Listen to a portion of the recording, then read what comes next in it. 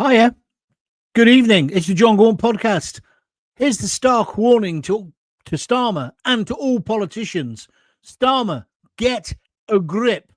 The UK is about to explode. Stay with me for the next half hour or so, and I'll explain exactly why. But I'm not optimistic for the future of this great country. I remember the riots back in 81. They're going to happen again, aren't they?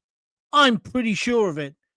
I've spent the day in Coventry and it's been enlightening and depressing at the same time. Welcome to the show. My name's Gaunty. Hope you can stay with me all the way through for the next 30 minutes. Right, where do we start? Let's start here. Keir Starmer knows it. Westminster knows it. And indeed, the country knows it. Britain is reaching a breaking point. Starmer is finished, but if those in power, including him, don't get a grip soon, the damage will be lasting. This week's brutal rape of the 15-year-old girl in Leamington is not just another crime story. I can't stop thinking about it, to be honest. The reported fact that she also filmed the attack, but that nobody intervened. Nobody, when they walked past her in the park, said, "What's going on? Leave her alone," whatever. She was raped in a park by these two Afghan illegal migrants. I think that speaks volumes. The whole issue about the collapse of authority or responsibility and social restraint in modern Britain. And I sense that everyone's getting really angry, but it's a mixture of anger and apathy where they don't think they can change things. Well, I'm telling you, as well as the politicians changing and getting a grip, we've got to too. Then today, after that dreadful sentencing of those two fiends, monsters, whatever you want to describe them, who shouldn't have even been in the country, you'd have thought that our glorious supreme leader, our Prime Minister, Keir Starmer, at question time today, or whatever it's called, PMQs, would have said something. But what did he do? Nothing. Silence. Not a single word. No acknowledgement of public anger or fear. I was saying yesterday a state of emergency should be called. We should be closing the borders and not allowing anybody else into our great country until we know who's here already. Anybody who shouldn't be here should be getting deported, and we've got to get a bloody grip. Well, I think that's even more so now, because with Christmas approaching, this country feels dangerously fractured. Have you noticed how people are so angry? Visibly, audibly, everywhere. You drive in your car. I was driving today, my car, into town, and a woman, it was school time, 3:30, school pickup time. And there's a school on the corner of the road where I live. And clearly this woman was coming out of another side road going to pick up her kids. One, why did she have to pick them up in a car? Why didn't she bloody walk? Be better for her and be better for the kids. And two, she didn't look. So she pulled out of this side road. So I just blew my horn to say, "Hey up, I'm here." Do you know what she did? This. She stuck the finger up and told me to fuck off. I was trying to help her.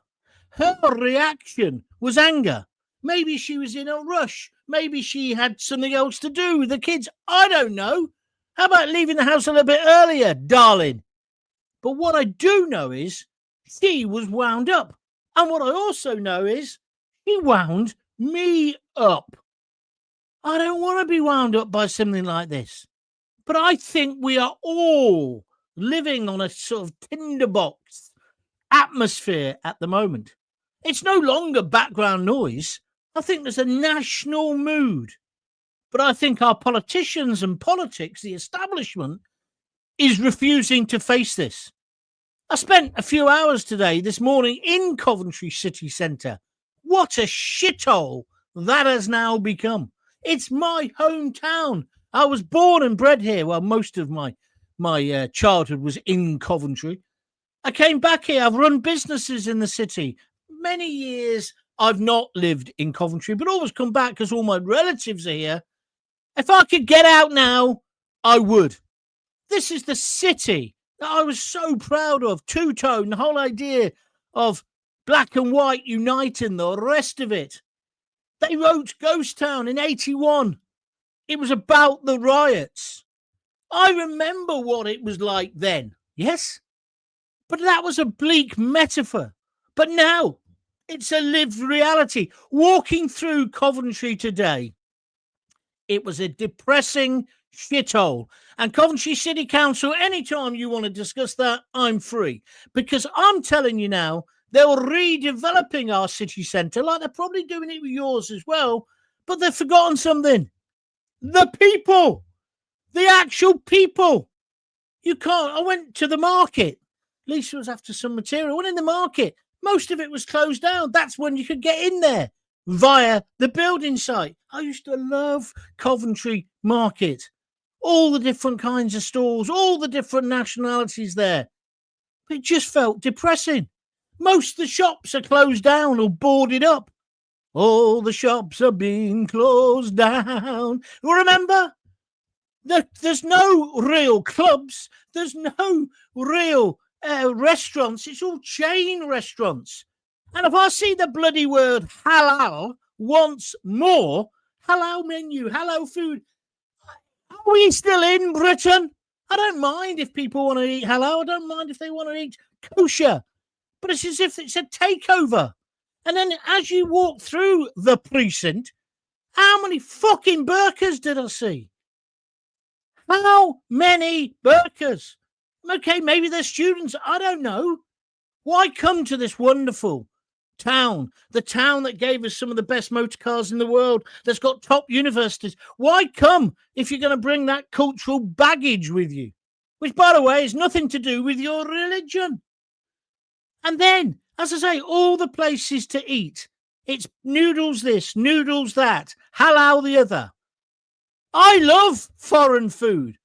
Last night, I was out and with my mate, I was telling you, we were celebrating the fact that he's clear. And we go to this Indian restaurant.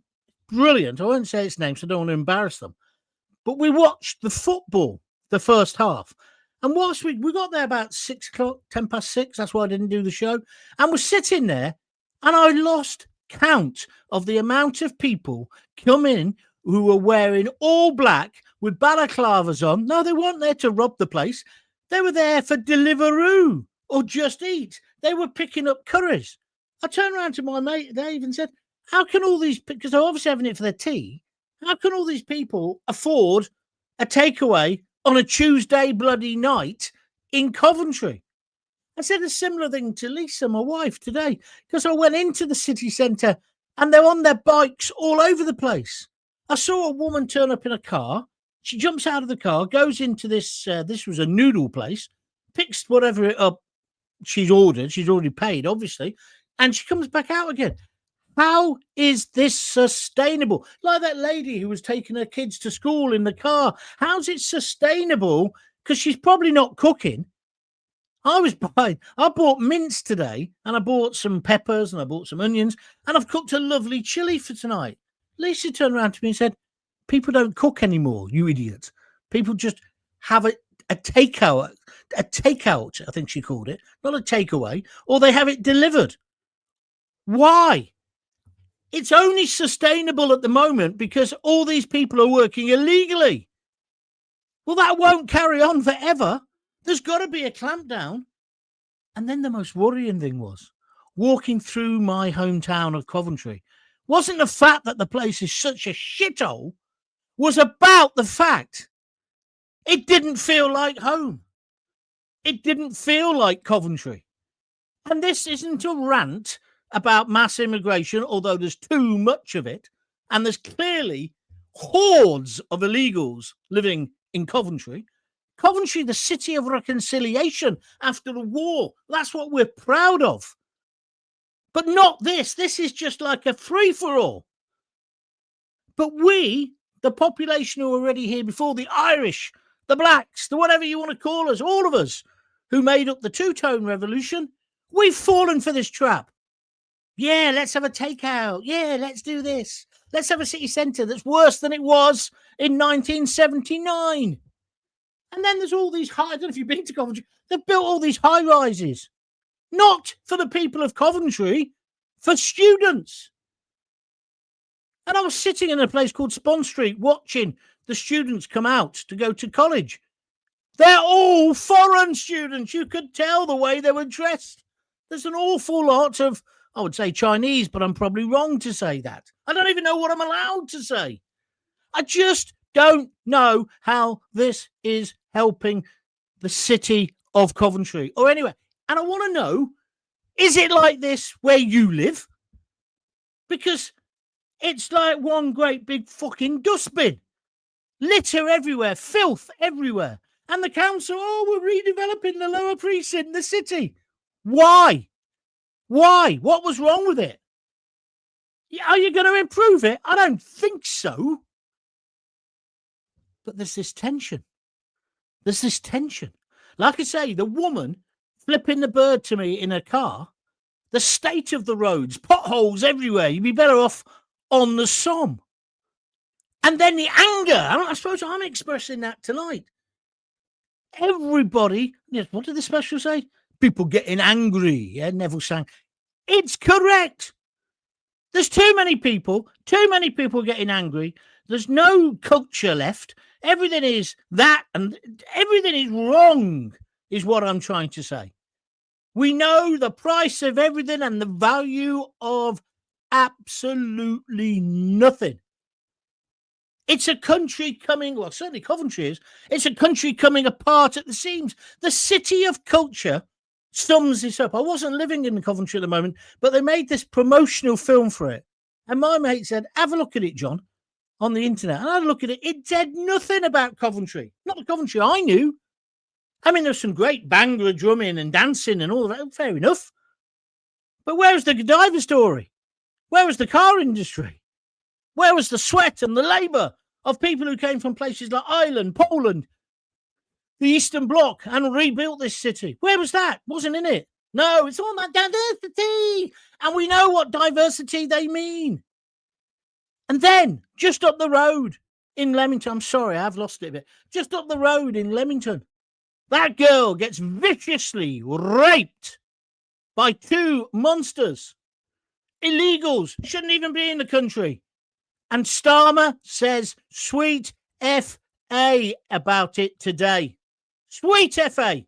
He did a little tribute to a soldier who had died in Ukraine, and rightly so. That's what you should do at PMQs.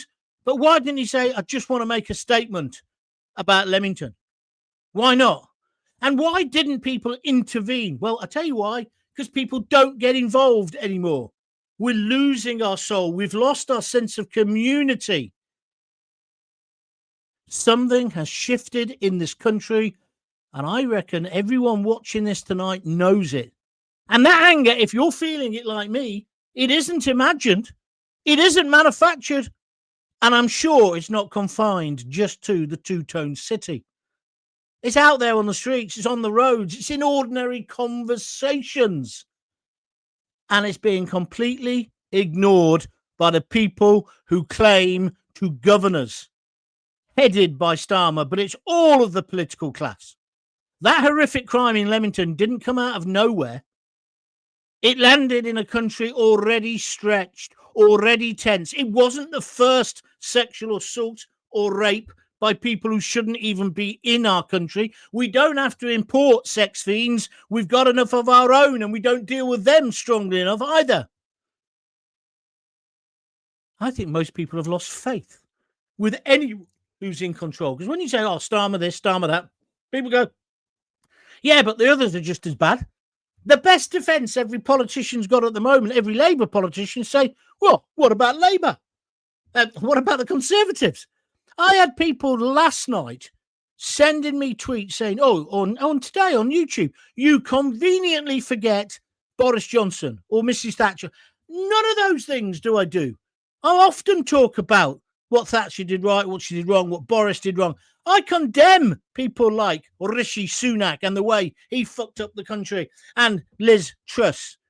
But if their best defence is we're only as bad as the Tories were, that's not really a defence, is it? That's not leadership. And it felt today, as I walked through Coventry and drove round it, the city that once warned Britain were ghost town, that what I was seeing wasn't nostalgia, it's not exaggeration, it's recognition. And it's happening again. And it's a country we've given away. And I just must stress at this point, I am not anti-immigration. I'm into well-controlled, managed immigration. Without the doctors that came from Pakistan in the 60s, there would have been no real medical service in Coventry. I know what their contribution was. I know what the contribution of the Irish was. And for too long, we neglected it and we forgot to give it the right credit. Coventry is a multiracial, multicultural city, but there used to be a thing that united us. And it wasn't just two-tone music. It was the fact we were Coventry. We were real people. Okay, our football club's come back, although we were robbed last night, of course. That's come back, and that's wonderful to see. But we've lost something. And it isn't about right versus left, so don't start on all that. It's about order versus drift. Authority versus denial. And my question tonight is simple. How much longer do those in power think this country will absorb or take their shit of being ignored? I'm glad you're here, because this conversation ain't going to go away. It's been rattling in my brain all day. And I want to share your thoughts and my thoughts on this. Are you angry like I am? Is there a way through this? And when do we start? When do we start to rebuild our society? Britain is a great country. Why do we give away our passports as if they're worthless? Why do we let anybody basically become a British citizen? No. You've got to prove yourself. And the first thing you've got to do is read, speak, and learn the language. Those animals who raped that girl had to have interpreters. How can this be right? How do we lose it? And it's not just now. I'm not asking you to just ring up and slag off Starmer. That isn't what I'm after. I'm after you saying, well, how do we rediscover it? Because Coventry is a good place to think about this, because Coventry there were terrible times in the 60s. I accept that when it was a boomtown. There were terrible times of racism, even during the specials era. However, largely, we got on. The riots didn't really happen in Cov. They happened in Birmingham. But Coventry, where have we gone wrong? Why do I feel a stranger in my hometown? If you'd like to join in, please put a comment and I'll come to them in a moment. If you like what I'm saying, press the like button. Loads of you done so far, 22 already. And of course, I rely on your donations to keep. I'm not embarrassed by it. I rely on your donations to keep this show going. So if you'd like to contribute, feel free to press the $ and chuck a few quid in the hat, or go to www.buymeacoffee. That sums up the world, doesn't it? buymeacoffee.com/John Gaunt. Where's the individuality? Where's the character? Why is everything bloody hal-al? I just don't get it. Should shut all borders years ago. It's so late. It's too late now. The soldiers are here. We're knackered, to be polite, says Nigel Gordon. See, Nigel, not having a go at you, but that's exactly what I'm saying. You're angry, but you're apathetic. You think we can't change. And I feel a lot of that pain, mate. I do feel a lot of it. But that's not the answer, is it? I don't know what the answer is. That's why I'm doing my programme. Evening, Gaunty, says Cumbrand Mackham 9296. We need to see weekly peaceful protests in every city and town up and down the country, demanding a general election. But if we have a general election, won't the government just get in again? Do you follow what I'm saying? That's the old cliche, isn't it? Am I being too cynical? I don't know. John, We must remember when we had the British Empire, we invaded a lot of countries also, says Frank Francis.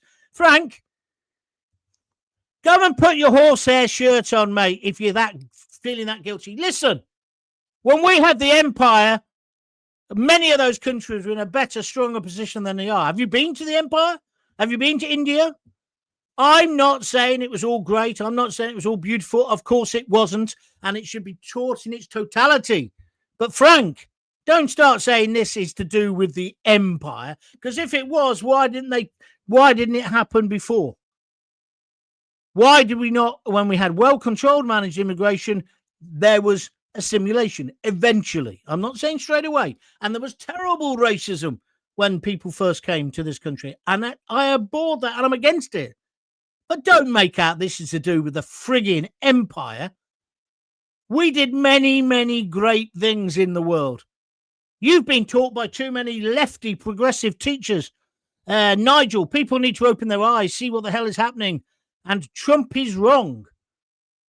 Have you been ironic there? I guess you are. Mass immigration is destroying this tiny country.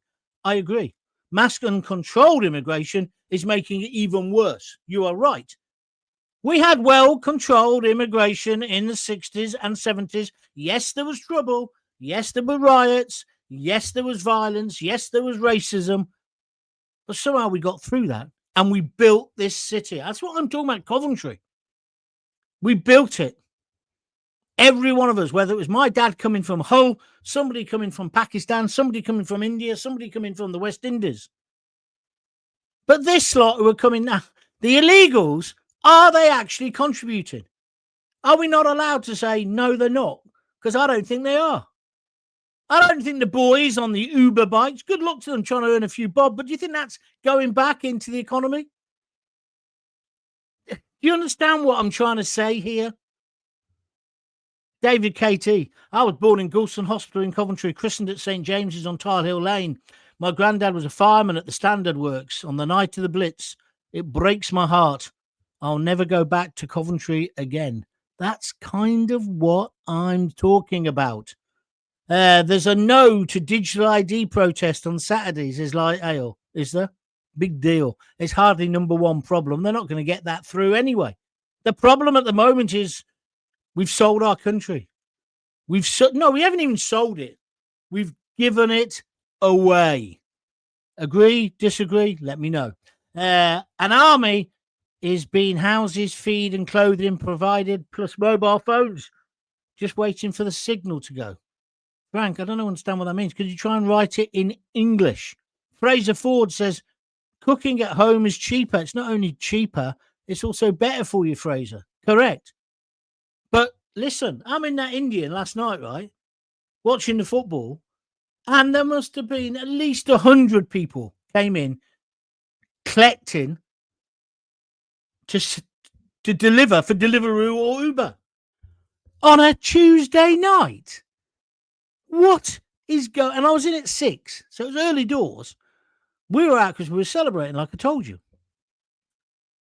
There's something wrong. There's something wrong in our society. What is it? Judith Farrell says Trump is spot on. Thank you. Pam Millett says, oh, Pam, you'll be up on a charge. She says, halal meats, it's the most cruelest, barbaric way of killing animals ever. I agree. Same with kosher, then. None of it should be allowed in this country. If you want to buy that product, it should be on the shelf. It can come from New Zealand. But it shouldn't be de rigueur. Did you know most school meals are now halal? Because of the ethnic population. It's not ethnic population. It's the Muslims. Are we not allowed to say that? It's not because of... It's just all garbage. It's all garbage. Then trigger warnings on plays like Shakespeare and no celebration of our literature, our culture. Coventry City of Culture Festival was an absolute fucking flop. And why? Because it didn't concentrate on the culture of Coventry. Every other culture, it's like when they talk about diversification. It's everything apart from if you're a 64-year-old fat white bloke, isn't it? Yeah? You know it is. You know it is. And I'm all for equal opportunity. If kids don't work, £71,000 a year plus work benefits city, why would they work? Yes, I agree. But we don't need to penalise. What we need to do is get a sense of community. I guess that's what I'm also talking about. There was no sense of community in Coventry today. It was just, there was nothing that united us. It was just squalor and filth. But then these huge tower blocks for students with Deliveroo drivers coming in and out of them. I was there. What time was I there? When I pick them up, 3 o'clock this afternoon. They were delivering to student blocks. How can students afford that? One of the best things I learned at university was from my mate Nigel, who I shared a house with. He showed me what you could do with 50p's worth of liver and 50p's worth of mince if you bought it on a Monday and kept it in the fridge. Keep you going for the week. I think it's 50p, but you understand the crack of what I'm saying. Don't students cook anymore? Making a fish, Bobby, my mate showed me how to make a fish curry with tins of mackerel. Beautiful. Wouldn't necessarily want to eat it now, but has that all gone? Am I being an old fart? Tell me, feel free. And if you like what I'm saying, please make a contribution. Christmas is coming. Gaunty doesn't want to have to sell the big issue outside Primark. Oh, there's another one for the Coventry listeners. We used to have this department store. My mum worked there. She used to fill the shelves. Primark, it used to be called Owen and Owen. Big department store, a bit like, with, Mrs. Slocum, how's your pussy? That style of thing, yep. Prestigious, upmarket, lovely, right in the centre of Coventry. The best shop, the best position. Guess what? It's now a bloody, what do you call that? Primark, yeah. It's now a Primark. 14 floors, or however tall it is, of shit, of cheap clobber that you basically don't bother washing because you can just buy another one for £2. I think I'm wearing one. No, I'm not. But you understand what I'm saying. It's terrible. It's just terrible. And that is just what Britain is. The market traders are complaining because because they're doing this regeneration of the lower precinct, right? Which means demolish everything for about 8 years. You can't find the bloody market. And they're moaning. And rightly so. What's the council doing? Sweet FA.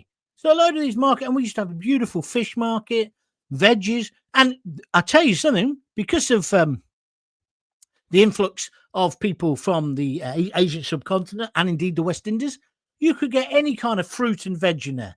Fantastic. But it's a sorry state now compared to what it used to be. Why are we allowing this to happen? Richard Pope, good evening, John. There was even a Coventry Market musical in the better days about 15 years ago. I remember Harry Hill took the piss, didn't he?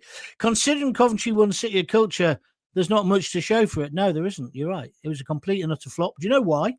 Because all the people from Coventry who were meant to organise it, they sacked. They brought in people from London and from other places to run it. Bradford, who have got it this time, have said, no, we're going to have local people to run it. Not Coventry. They completely effed it up. And before you say, well, how do you know? I was the guy who opened music venues in Coventry when it was an absolute ghost town after the specials. So I know what it was like. Getting money out of the council, forget it. Shut up, John. Richard Pope says, keep your cool, John. Don't want your mic popping again. Oh, shut the fuck up. Who's this then? Lena Tail. 7. You need a bit of passion sometimes in your life, Richard. Yeah? I can't just be, I'll be the BBC if you want. Every town, city, indeed my own hometown of Dunstable has completely gone to shit, says Leon Tail 7251. It's been like that for some time. I know Dunstable well because I used to work in Luton. There was a campaign, wasn't there, to restore Dunstable. Don't think it worked. Dunstable should be a great place. But see, Dunstable and Luton are just like Coventry. Same kind of ethnic mix. Asians, Indians, Pakistanis, the Irish, of course, car industry. But look how they wrecked that. I was there, don't forget, the day when they closed down the Vauxhall. It's tragic. It is tragic. Not like that, John. Yet, John. And there's only a very tiny space for halal products. Thank you. I don't know what that is. It's a great show today, says Fraser. Well, if it's that good, Fraser, chuck a fiver in. Craig Urquhart, the tension and anger stems from the fact these illegals are laughing up their balaclavas at us. We can't house our own, but they, ta-da, come on down. Ta-da, come on down, flippers. I think I understand what you mean. You're right. You're right. They brazenly ride those black bikes with their black clothes, with their black balaclavas on, because they ain't paying any tax. And Deliveroo and Uber Eats, sue me if you want, they must know what is going on. And then I could take you to hotels in Coventry where I'll show you all the bikes, they're not even hidden around the back. They're basically outside the front of the bloody hotels, the hotels that we're paying for. So we're paying for their bed and board, right? And their squeezy soap in 4-star hotels. They're then getting on their Uber delivery bikes and delivering shit food to all of us, right? Which you mugs are buying. You shouldn't buy it. Cook your own bloody food. Anyway, that's what's happening. And then they're picking up, some people are saying maybe £1,000 a week. But everything's already paid for by us. And then what's the chances of them being sent home? 0. That's what the chances are. And then today, idiot Starmer has sent Lammy to represent our great country and Lord Herman the Burman, right, to basically renegotiate the ECHR. It won't be renegotiated. Farage sees that French bloke who might become the president, but everyone's on the high horse now saying, oh, he's a fascist. No, he's just right wing, that's all. But it's just mad. It's just mad. Tell me what it's like in your hometown. Tell me what it is like in your hometown. John had a phone call today asking me to help a migrant. They were offering me 500 quid. I said, I'm not interested, and ended the phone call. What do they want you to do for 500 quid? Let me know. I last visited Leicester City Centre on Christmas Eve last year, John. I went into Primark. The place was heaving. However, it wasn't until I got to the 3rd floor that I heard English spoken. Oh, dear, careful. You'll be up on a charge. It did make me feel uneasy. Nigel Farage said that years ago, and I thought it was a perfectly fine observation. I think he went to Northampton, and I was living in the countryside then on the outskirts of Northampton, and he was kind of accurate. And it was accurate today in parts of Coventry. It was accurate. Like when I said I saw these girls, there were students, obviously, all in burqas or variations of burqas. A few of them had the full one on, whatever. In fact, I nearly knocked one over just outside where it used to be the Co-op. It's not the Co-op now. It's some place advertising halal food. And then next to it was halal desserts.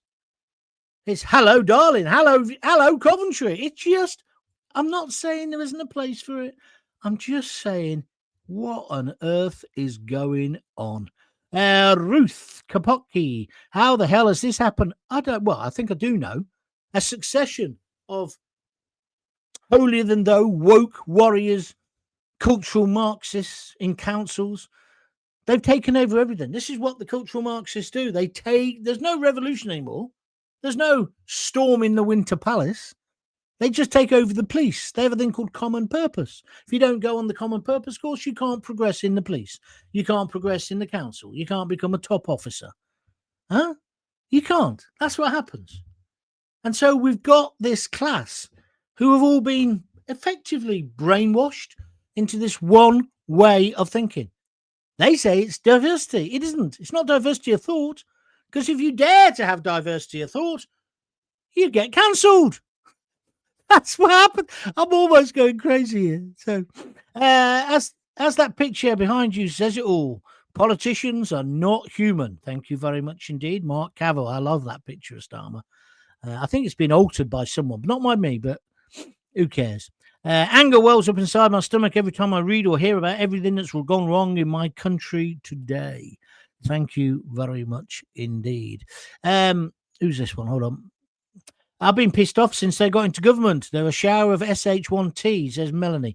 Yes, Melanie, I understand that. But we've got to move on from just hating Labour and Starmer. Because it isn't just them.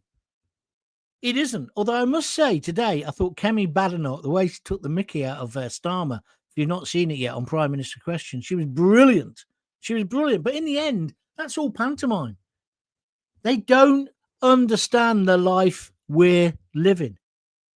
And what's happening now is they don't understand the tension, the stress, the anger, the frustration of ordinary people. I'll say it, mostly white people who feel that a lot of these illegals are coming in and taking the piss, right?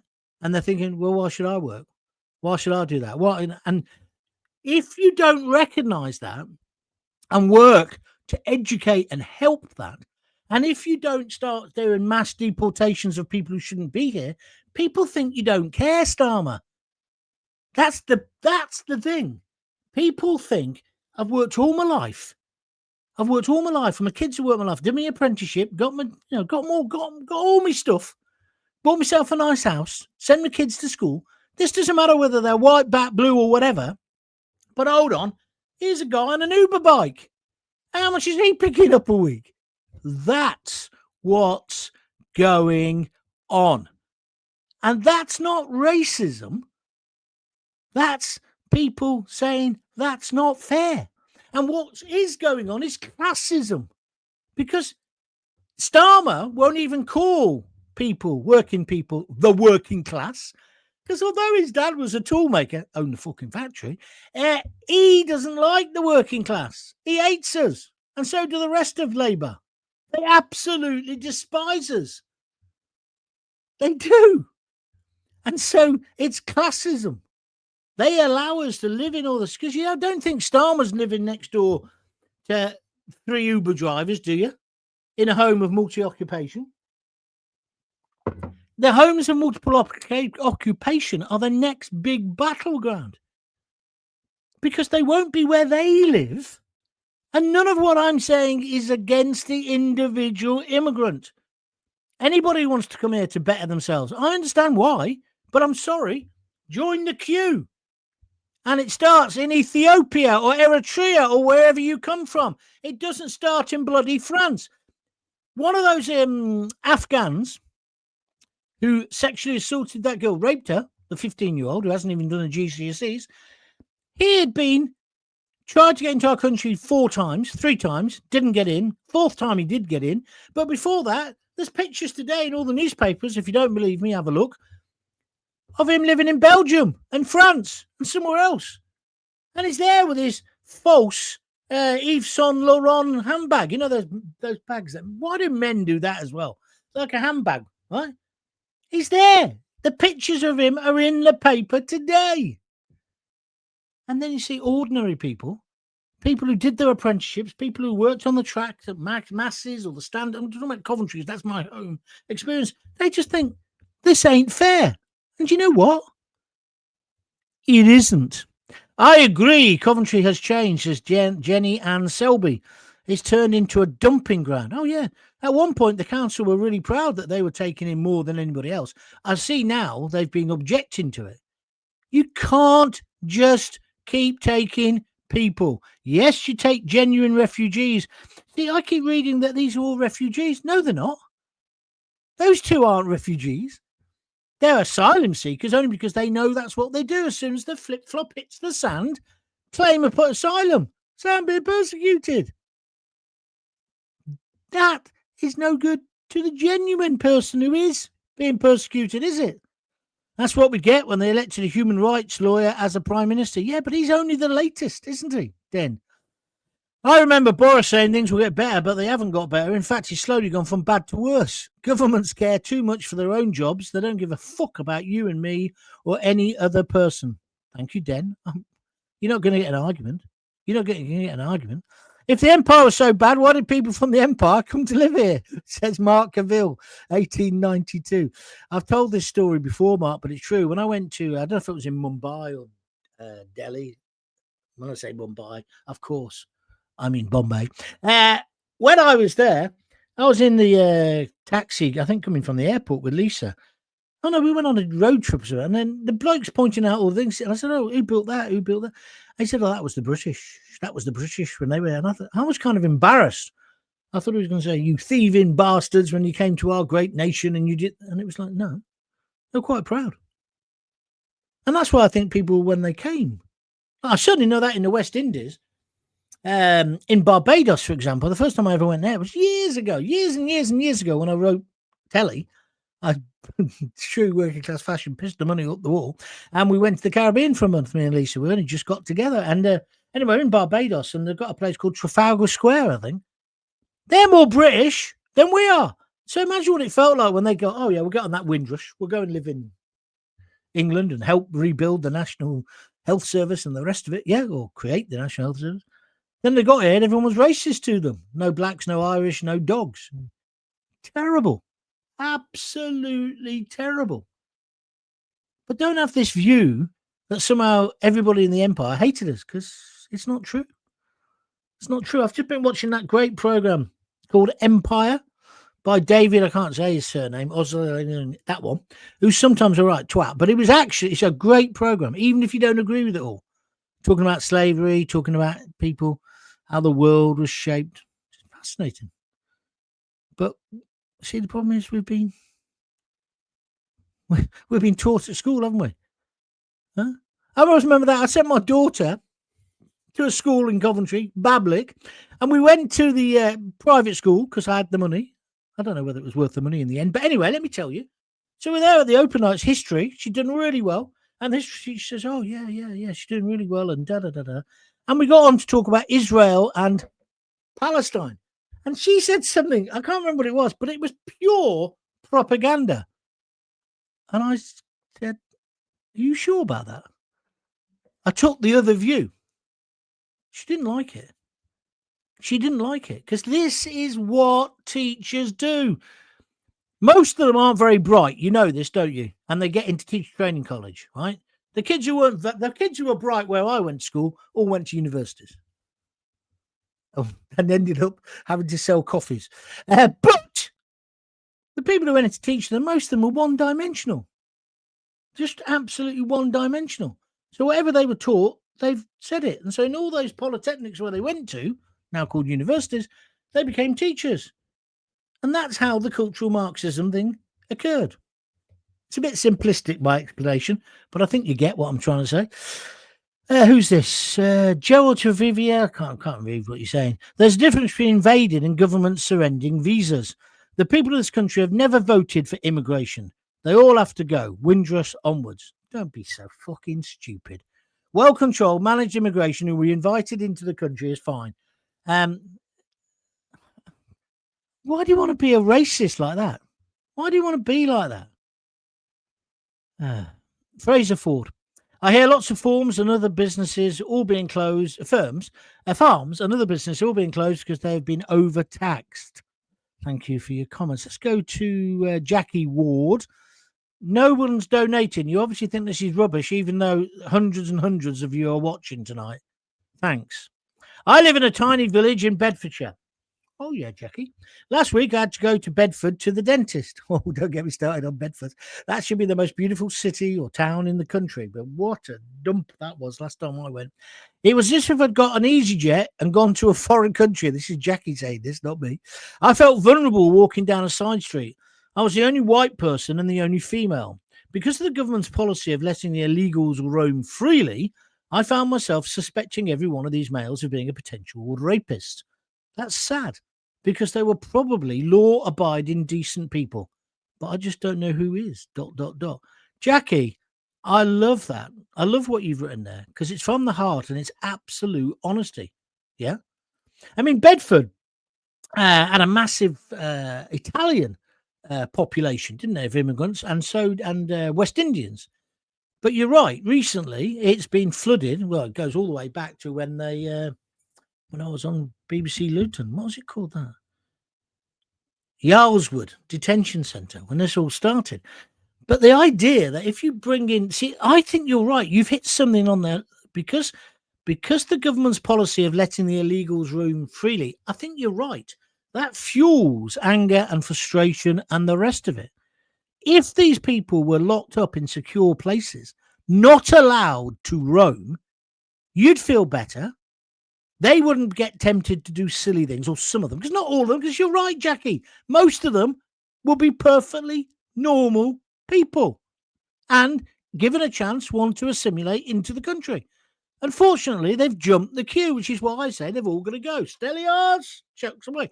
But I think you just made a brilliant point, and I want to thank you for it. Thank you very much indeed. Someone has donated. Mark Cavill, 1892, has just donated a £5 on YouTube by sending a sticker. Thank you very much indeed, Mark. Now Mark started, why don't you carry on? Any advance on a £5? John, my hometown has gone downhill since 7-7. What's your hometown then? London? What do you mean, Craig? Tell me what you're talking about. David KT says, excuse me, I've got burps. You and I, John, are both getting old, mate. Where we come from doesn't exist anymore. It's called progression. Oh, really? I know you're taking the mickey. Thank you for it. Stephen Lee says, evening, Gaunty. Last year I was in McDonald's and a lady asked if they were closed on a certain day. The staff member said yes. This lady kicked off saying, how fair is that? What are our kids going to eat on that day? I know what you mean. It's just ludicrous. Huh? Unbelievable. Dean Spinks says, laugh out loud. I think he's laughing at that. Danny Cooking Up says, people forget how Islam was looked upon in 2001. I must have forgotten them. What do you mean? How was it looked at like in 2001? Explain, Danny. I'm not slagging you. Just tell me more. I don't know what that means. He says, every major city in the UK has a Muslim mayor. Is that true? Factually, I'm not sure that is. Then he says there's 3,000 mosques in the UK. I haven't got a problem with that, Danny. And I haven't got a problem with mosques taking over old churches. Better to use them than not use them. Although I've got a problem with one in Coventry. There's one in Coventry where it's the old VG shop, right? And they've converted it. It look like they've made a good job of it. It's just a double shop. And they've done it up, and good luck to them. It's on Horsley Old Road, if you want to know where it is in Coventry. But the other day I was coming past, they're all outside on the artificial grass that they've put down, praying. Run this one past me again. I know Billy Graham came over in the 70s and 60s and did big outside things. He came to Brighton, so did the bloody Pope. To Baggington Airport, which they're going to close down. But you've got a mosque. Go inside and do it. Why are you doing it outside? What's all that about? I don't know. Upmarket Uber Eats waiting outside Waitrose at Harrow in London. Sorry, John, the popping is probably my shitty hearing. I have diacusis. What the hell's diacusis? Tell me. I'll tell you what, Richard. No, it'll be me. I haven't got any microphone technique. I just bawl and scream and shout. It's what's made me so successful. I don't want to go on a course where I become all smooth. Although sometimes I wish I'd gone into music radio. Here's the better music mix. Maybe not. Steve in Leeds. There you go, Gaunty. You deserve it tonight. Keep taking the pills. Much respect, buddy. Thank you very much, Steve. He's just donated a £5. Thank you very much indeed for that. So we're up to a tenner now. We can almost eat. John, any chance you'll take your show on the road? It'd be great to see you in Lincoln. Unfortunately, Katie Hopkins was cancelled. This is Ian Teal. Yeah, well, I was talking to my mate Charlie the other day and to Dave, who did the road manager when I did it last time, about wouldn't it be a laugh to do that? Yeah, but I've got to have a bigger following. I've got to remind more people, because I still have people saying, I thought you were dead, right? So as the internet grows and as the idea of broadcasting not being, having to work for talk radio or work for the BBC, maybe. But I don't want to go and play to 6 people, 6 people and a dog, right? And the dog hate me. I don't need that. I've had enough of that in my life. But yeah, I would love to. I would love to go on the road again. When I did my one-man show before, it was a cracker. So we'll see. Light Ale on me, says Mark Cavill, because he just donated a £5. Thank you very much indeed on YouTube. Terry Wheatley.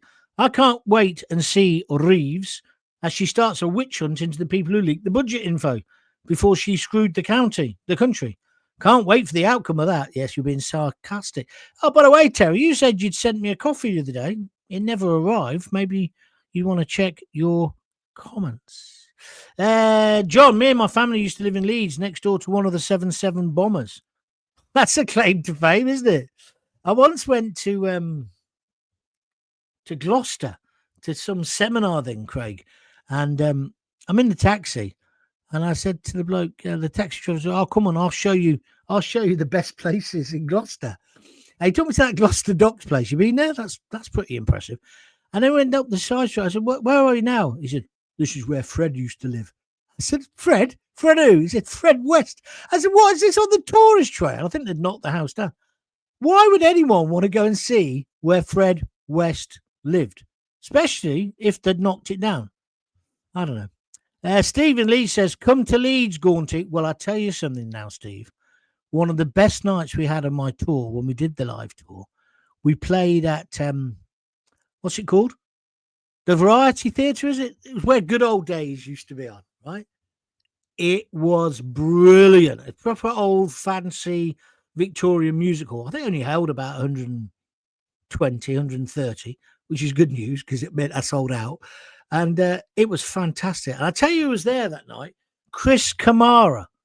Not himself. He sent his wife. His wife was a mega fan. And he knew me vaguely, showbiz. And I love him. I think he's brilliant. And I love the way he's battled back from illness. But his wife, and she loved the show. Heckled me, shouting abuse. Oh, it's fantastic stuff. I fancy doing that, but I'm not going to do it unless I can sell out. I can't see any dog who would hate you, says David KT. Thank you. Taxi driver says, "Good evening, John. Just tuned in. Hope you're well." Yeah, maybe you don't realise that we're starting at 6 from now on. And yesterday I had to do the show during the day because I had a very important event to do in the evening. Jackie Ward says, "I remember going to the stables at Wavendon to watch your live show. It was a great night. It'd be good if you ever got to do it again." Yeah, I did do a show at the stables in the 400-seater theatre. Sold it out. Loved it. Not in the little one round the corner where a certain failed DJ had to perform the other week. I'm not going to mention his name. Don't want to start a little spat with him because he makes up lies about me. So we'll ignore him because he's disappeared. So we won't mention him. But yeah, I did do the stables. Brilliant. Cleo Lane. That's when she was still alive. Johnny Dankworth. What a fantastic couple they were. They used their talent, their skill, their professionalism to create a superb theatre on the outskirts of, well, I think it was the outskirts of Milton Keynes. The way Milton Keynes has expanded, I think it's different. I love Milton Keynes. I'll move back there. Milton Keynes doesn't feel like a shithole. I wonder if the council are going to take me up on it. See, if we still had a paper, an evening paper, we used to have the Coventry Telegraph, right? One of the greatest newspapers. Some of the top people work there. Jeremy Wine. Don't hold that against them. But also Dermot Moynihan. Have you seen about him? Got stage 4 cancer. What a night. I tell you what, I met him loads of times. Drank with him in the town hall when he was just a journalist and I was arty-farty on the TV, the radio, not the radio, the theatre. And what a nice bloke. Then met him again, of course, when he was on Sky and stuff. Nice fella. But he's got the big C. Got the big C. And that's why I was celebrating last night with my mate. Pam Millett says, I sent you a copy a few days ago on YouTube, Uton B. Did you receive it? What's YouTube? I did get the coffee, Pam. I remember your name. Yes, thank you. I think I thanked you.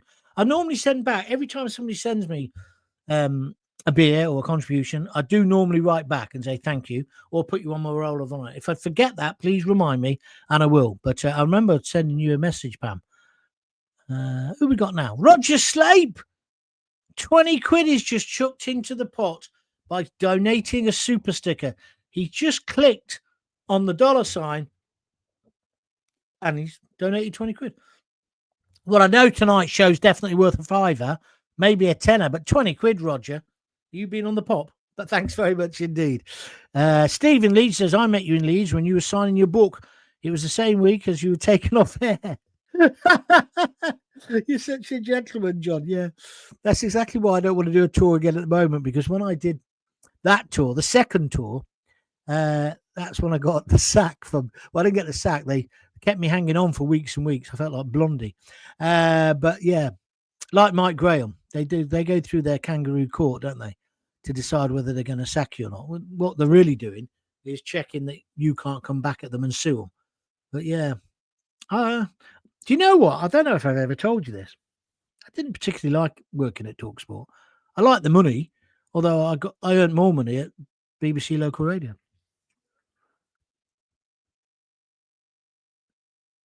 It didn't really matter because I was working for the Sun. Well, another story.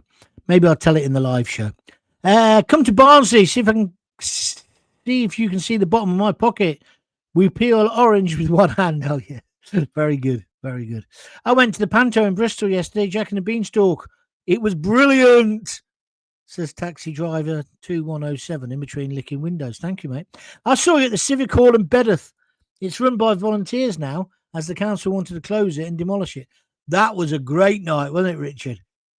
Yeah, I remember that. That was a cracking night, Bedworth, with Banga, because Banga was my bodyguard. He passed away, sadly. He was a professional wrestler. So he'd played at Bedworth Civic Hall loads of times.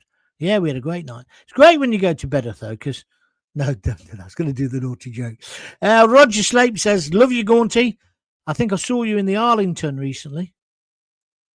What's the Arlington? Don't know what you're on about, Roger. Where's Arlington? Not the cemetery in Washington. I remember the Pink John. That was weeks ago. What about Hugh coming back? Hugh Edwards, says Mark. Oh, yeah, the filthy, noncy pervert. I couldn't believe that. What about all the people in the BBC saying, oh, Hugh, it'd be great to have you back? He had pictures of 7-year-olds being raped. You want him back on the telly? Yeah, but he told us the Queen had died. Some people are beyond it. They really, really are. Where are we going next? John, me and my family had to stay in a hotel for a number of weeks after we found out. We ended up moving to Durham, says Craig. Oh, you're talking about the living next door to the bobber. Yeah. It would make me want to move as well. Do you like chocolate, says taxi driver. What are you on about? Go and lick a window. Terry Wheatley. Apologies, John, but I have sent you a coffee. I'm going to check that tonight, Terry. I'm not actually. I'm not going to. I believe you, mate. Somehow it's not on my system. All right. I've had enough. I'm just getting a bit silly now, so I'm going to stop. I want to say, David KT says, I used to work with Bangor at Mayfair Security. Well, he owned it, didn't he? Such a lovely, kind man. Such a sad loss. Yeah, he was also bodyguard for, what's his name? Roy Chubby Brown. He had some great stories about Roy Chubby Brown. He knew my dad really well because my dad was a copper. It's funny how these stories sometimes always come back round. He used to be head bouncer. They don't call them bouncers now. What do they call them? Security or something. But anyway, at Mr. George's nightclub in Coventry or Park Lane, whatever it was called at the time. And the precinct in those days had like a balcony around it, right? So it was about 15 foot off the ground. Bangor used to hold people by their ankles. He was so strong, hold them by their ankles over the balcony and tell them to behave, right, if they'd been misbehaving. And then would suddenly, sometimes, just forgot he was holding them. Absolute legend, this guy, but lovely, gentle bloke. But he knew my dad because my dad had been in the cops. So that helped me when I started my club because Bangor kind of, took me under his wing. John, Coventry lead at the top is getting smaller as the bubble burst. No, it hasn't. We should have won last night. We didn't, but there we are. We're still 7 points ahead. I can't remember. I think we'll be all right. Craig says, John, thank you for another awesome live stream. As always, keep up your fantastic work. I'll try. David KT's done me a load of smiley faces. And Jackie Ward has given me my 3 red hearts. The other lady used to always say, play up Sky Blues and send me hearts. I've just forgotten her name for a minute. She wrote to me the other day. I thought she'd fallen out with me, but she's been in hospital. So get well soon if you're watching this. Please. I can't afford to lose listeners. Watches. Anyway, look, I've enjoyed that. I've got it off my chest. I just wanted to know what you thought. And if you want to comment later, which is, I must tell you now, what's happening massively now. People aren't really communicating with me on Facebook or Twitter. They go to John Gaunt TV on YouTube because you can go there and you can just write a message whenever you want. And we're having some great debates and some great, twos and fros. So feel free to do that. And that's the most important way you can help me. If you join John Gaunt TV on YouTube, find it and it will click up and it will say John Gaunt TV and it will say, do you want to subscribe on a pop-up? Subscribe normally means you've got to pay. Let me tell you, you don't. It's completely free and always will be. All it means is you get on the, what do you call it? I suppose YouTube's virtual mailing list. So whenever I do a new show or an extra show, you'll get notified, especially if you hit the notification bell. So do that. That's one way you can really help me. And I've saved the big news to the end. We have now had more than 2 million views of this channel since I started it. Thank you. Because without you, it wouldn't happen. And over 6,000 subscribers now. I'm trying to get 10,000. Then I think we might have enough money for me to have to stop begging so much for the coffee to keep it going. It's been a phenomenal success, but it's mostly down to you. You enjoying it, you sharing the stream, you telling other people. But the best way to help me, well, the money comes in handy as well. But the best way is to subscribe to John Gaunt TV. You'll never miss a show. And you do that by going to John Gaunt TV on YouTube and pressing the subscribe button. If you want to donate, please click the padlock and donate. Well, not a padlock, was it? What is it? I've never seen it myself. But anyway, the $sign and donate whatever you can. Thank you. Or go to www.buymeacoffee.com/John Gaunt. Den Spink says 1 hour. 1 hour what? What are you on about, Den? Oh, that's Richard Pope. Den Spink says 1 hour. Red heart. Oh, I've been on for an hour. Yes, I have. Yeah. An hour? And you've hardly given me any cash? Pam Millett says, wow, fantastic, John. Congratulations. Richard Pope has given me 2 thumbs up. Yeah, it's great news about the figures. Great news that you've watched 2 million times my videos. Thank you very, very much. Did I say 2? Yeah, it's 2 million. And 6,200, 300 subscribers. Brilliant. Right, I'll be back tomorrow. What day is it? Wednesday. I'll be back tomorrow at 6. I might do an extra one tomorrow because I've got a feeling in my bones about something, but we'll see what happens overnight. Hopefully the city council will try and sue me for me daring to call my hometown a shithole, but that's what it is. I'm sorry, it is. Shocking. Absolutely shocking. Chili con carne tonight. I cooked it myself. I've not got Deliveroo. I mean, why can't people cook for themselves? How hard is chili con carne? Nice onions. I put red peppers in. You don't have to.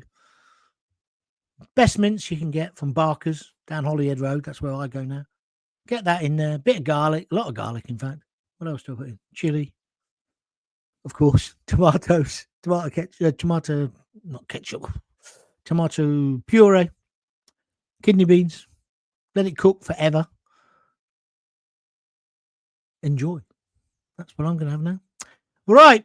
What time is it? Oh, I've not missed EastEnders. I'll see you later then. Thank you very much indeed. And thanks for all your contributions tonight. It really is very kind of you. But don't forget, if you want to talk to me, the way to talk to me now is through John Gaunt TV on YouTube. Message me there and I'll reply. Not necessarily straight away, but that's where I'm the best way of communicating. Richard Pope, he's got a stopwatch on. He says 1 hour, 1 minute. It's actually 1 hour, 3 minutes and 49 seconds. But anyway, there we are, Richard. Who's counting? If you've got kids, give them a kiss. Give them a hug. Don't forget to tell them you love them. See ya.